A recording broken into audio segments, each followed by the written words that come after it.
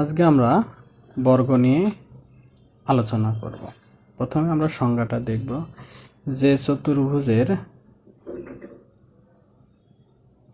চারটি বাহু সমান এবং কোণগুলো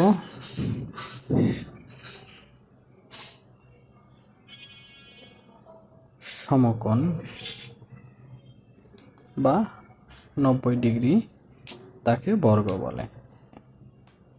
এরপরে আমরা বর্গের ক্ষেত্রফল নির্ণয়ের সূত্রটা দেখে নেব।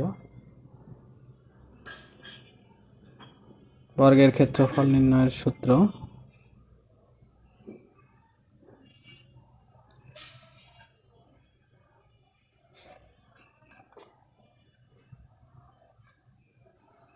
ক্ষেত্রফল সমান বাহু গুণন বাহু equal to a into a সমান a স্কোয়ার, যেখানে a হলো বর্গের এক বাহুর দৈর্ঘ্য।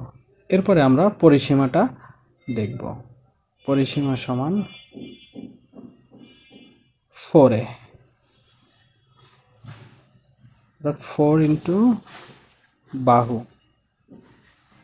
Equal to 4a।